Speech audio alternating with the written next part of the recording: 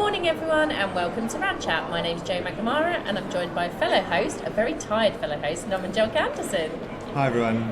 I'm feeling particularly smug here at UKIO 25 because I was in bed by 11 p.m, which is actually unheard of for me. I did manage to have a few drinks though and end up singing with a band.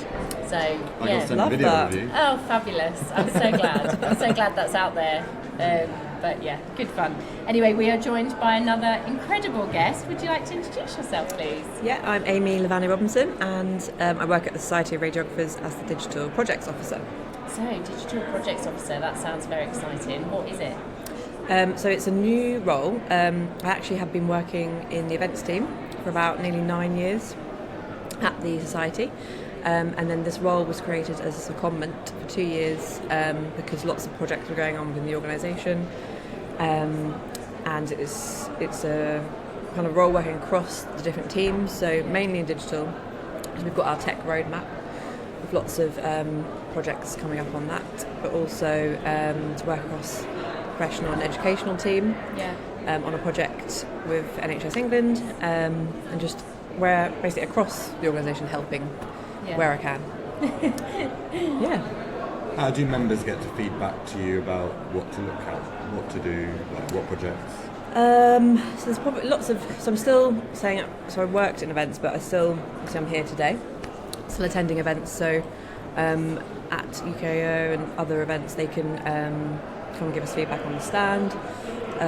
You can email digital@sor.org or our membership team for any if they've got ideas or any questions, and one of the teams will get back to them.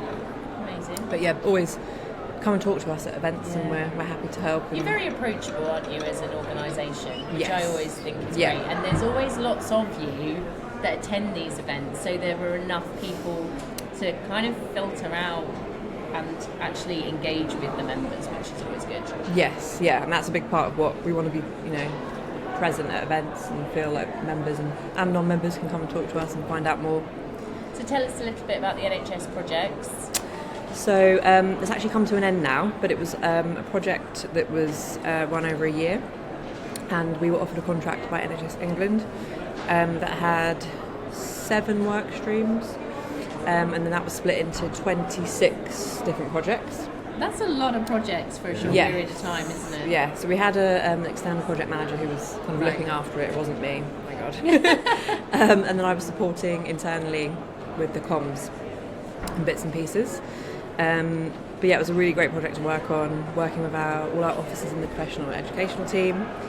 And out of that, we've got a brand new hub page, which is currently live on our website under the About Us section.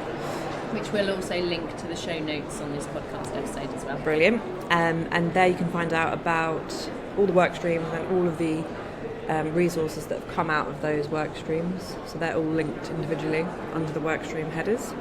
And one of the main work streams, which I want to mention, is the support workforce work stream.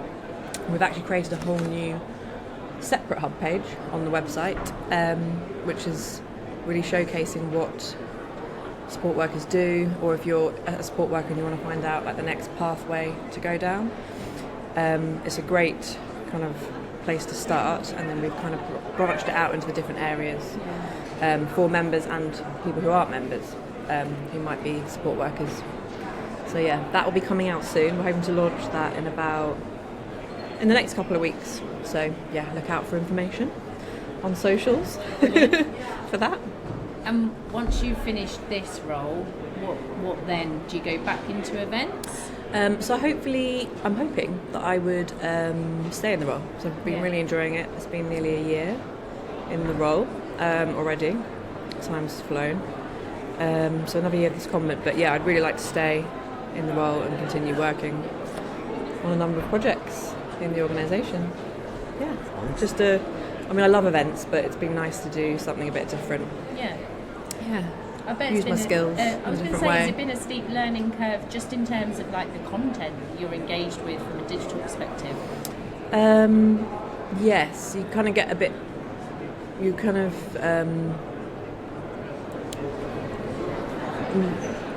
dipping into different bits of the organisation a little bit more, rather than the event side of things. Like I mentioned, the tech roadmaps are different. We're just going to be soon launching a LMS platform for our reps. So I've been working on that. So lots of new things to come. But yeah, it's just a bit more exciting, you know. We're going to be launching lots of new things for our members. And I mean, the events are exciting too, but it's good. How do you keep on top of AI and how that helps with like content creation and making sure everything is valid? That's a good question. Do you use AI? No. Okay. Not well. In my role, we've started using a platform called Monday, and they do have for like project management. They do have some AI stuff built into that, which I haven't tested. But yeah, as an organisation, we haven't really explored it in much detail for like the comms side of things. I know there's lots out there. But yeah, not something we're. It's probably reassuring for members that it's not ChatGPT. Exactly. So when you see our social posts, that's all us. It's not gone through AI. We've written the content, and all the images are, selected by us or of members. So, yeah. Oh well, thank you so much for joining us. First thing. No problem. Got my coffee. Yeah. Thank you very much.